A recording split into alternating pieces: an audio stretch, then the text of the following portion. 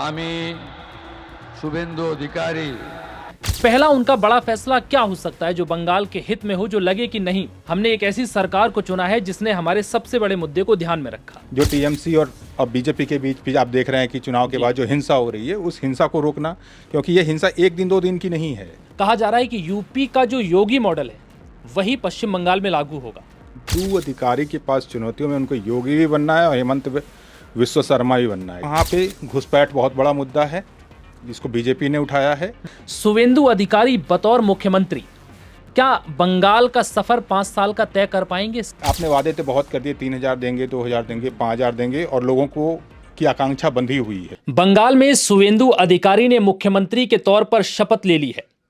जाहिर सी बात है, जिम्मेदारी इतनी बड़ी मिली है तो फिर चुनौतियां भी उससे भी ज्यादा बड़ी होंगी, क्योंकि अगर प्रधानमंत्री नरेंद्र मोदी और गृह मंत्री अमित शाह ने शुभेंदु अधिकारी को पश्चिम बंगाल की जिम्मेदारी दी है तो जाहिर सी बात है स्ट्रेटेजी बहुत बड़ी है। शुभेंदु अधिकारी के नाम की चर्चा पहले से ही थी, लेकिन भगवा ड्रेस में आना और शपथ लेना, कहा जा रहा है कि यूपी का जो योगी मॉडल है वही पश्चिम बंगाल में लागू होगा। शुभेंदु अधिकारी शपथ ले चुके हैं, दमदार नेता हैं।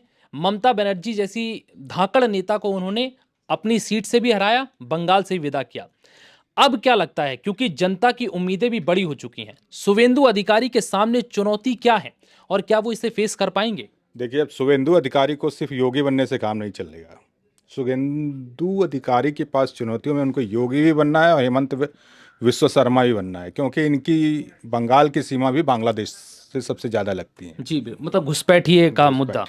ये इसी को मैं बताना चाह रहा था कि लॉ एंड ऑर्डर की बात करते हैं तो उन्हें योगी बनना है, और जब घुसपैठ जिसको भारतीय जनता पार्टी ने पूरे चुनाव में प्रमुखता से रखा, प्रधानमंत्री नरेंद्र मोदी से लेकर के जो नीचे के कैंडिडेट और कार्यकर्ता ने जिस मुद्दे को उठाया जनता के बीच, तो उसको पूरा करने के लिए हेमंत विश्व शर्मा वाली पॉलिसी सख्त रुख। दरअसल ये है विश्वनाथ जी, हाँ, बीजेपी जब चुनाव प्रचार कर रही थी तो वादे बहुत सारे किए हैं, उसमें कुछ फ्री बीज भी है, जिसमें चाहे वो पेंशन योजना हो, चाहे बेरोजगार युवाओं को 3,000 रुपए देना हो, चाहे करप्शन फ्री हो, या फिर वहां पे इंडस्ट्रियल एरिया लागू करना हो। लक्ष्मी योजना में भी बहुत सारी योजनाएं हैं। बजट बहुत बड़ा है और जिस हिसाब से ये बजट तैयार किया गया है, क्या लगता है ये हाल फिलहाल में 1-2 साल में इस बजट पर और इन कामों को खरा उतर पाएंगे इस पे? देखिए, ये जो मैंडेट मिलता है किसी भी सरकार को तो वो 5 साल के लिए मिलता है, और मगर जो लोकप्रिय योजनाएं होती हैं जी, उसका इंतजार लोगों को पहले होता है। ऐसा नहीं कि 5वें साल में आप लोकप्रिय योजना, जब खास करके आजकल जो कैश वाला मुद्दा चल रहा है, हर एक राज्य में कैश बांटे जा रहे हैं। पंजाब में कैश लास्ट आखिरी ईयर में बटे, बड़ी आलोचना हुई भगवंत मान सरकार की। तो आप जान लें कि पहले तो इनके पास देना होगा कि जो आपने 3,000 का वादा किया था उस वादे को इनको पूरा करना होगा।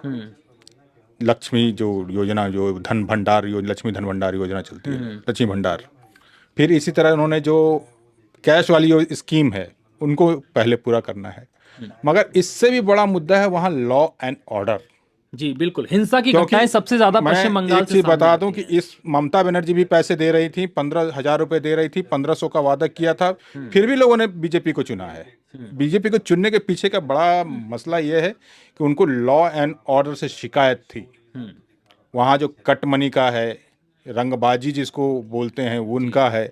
तो इसको देखिए, बीजेपी की छवि अपने आप में लॉ एंड ऑर्डर के लिए ही मशहूर है कि जहां बीजेपी जाती है वहां कानून व्यवस्था बहुत मजबूत होती है, और बंगाल जैसे राज्यों में जिसकी पहचान ही हिंसा के तौर पे होती है, जब भी कहा जाता है कोई हिंसक घटनाएं सामने आती हैं तो ममता बनर्जी और बंगाल का नाम आता है कि भाई टीएमसी में गुंडा राज है और हिंसा बहुत आम बात है। चाहे कोई भी मुद्दा हो, अक्सर निशाने पर हिंदू होते हैं और कई सारे मुद्दे ऐसे होते हैं, क्योंकि हिंसा के लिए कोई बड़ी वजह की जरूरत नहीं होती। बंगाल में छोटी छोटी वजहों पर आगजनी और पत्थरबाजी शुरू हो जाती है। बंगाल में छोटे मुद्दे भी हैं, और वहाँ की अभी तक की जो टेंडेंसी रही है, मैंने जो सोशल टेंडेंसी रही है, उसमें ये देखा गया था कि पब्लिक को परेशानी बड़े मुद्दों से थी भी नहीं।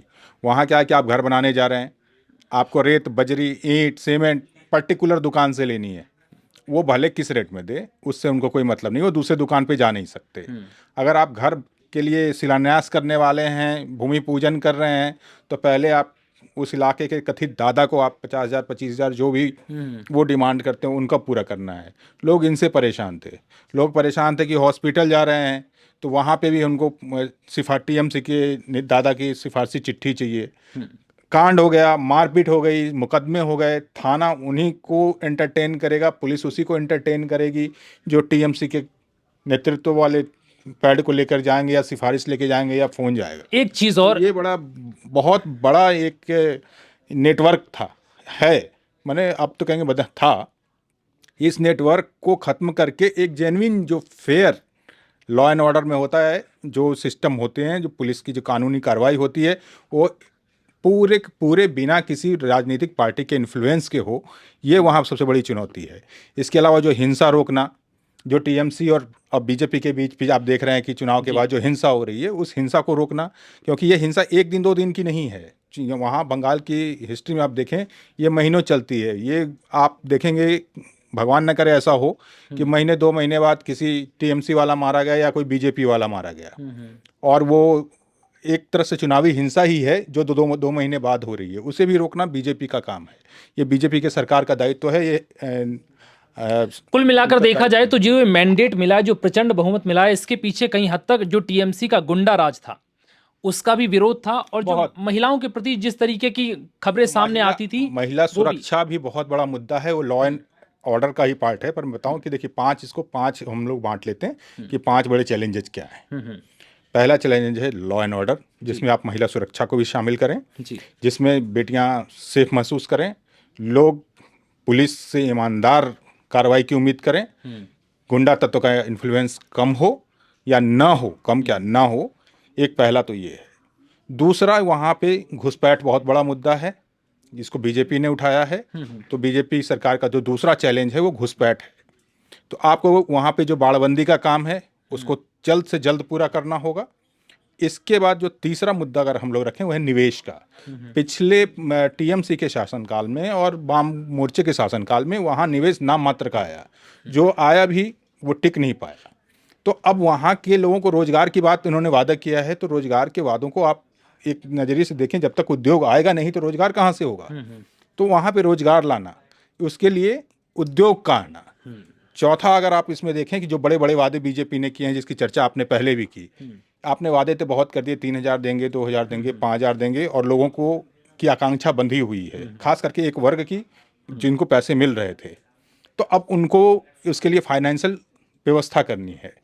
और पांचवा जो है वो है कि जो सरकार के जो अभी तक केंद्र सरकार की कई योजनाएं वहाँ ठंडी पड़ी थी, और भी नरेंद्र मोदी की उम्मीद, सरकार की जो केंद्र की सरकार है उसकी उम्मीद है कि जो उनकी योजनाएं वहाँ लागू नहीं हो पा रही थी, या जिन योजनाओं के नाम बदल दिए गए थे, टीएमसी सरकार ने उन योजनाओं का नाम अपने कर लिए थे, वो सारे लागू करना। तो 5 चुनौतियां इनके पास मोटा मोटी। एक चीज और है, जब पहली बात पश्चिम बंगाल में पहली बार बीजेपी की सरकार बनी है, इतना बड़ा मैंडेट मिला है और बीजेपी का सपना साकार हुआ है, तो जायज सी बात है कि बीजेपी शुरुआत में कुछ ऐसा करेगी जिससे बंगाल की जनता को इस बात का एहसास हो कि हमने एक सही पार्टी को चुना है।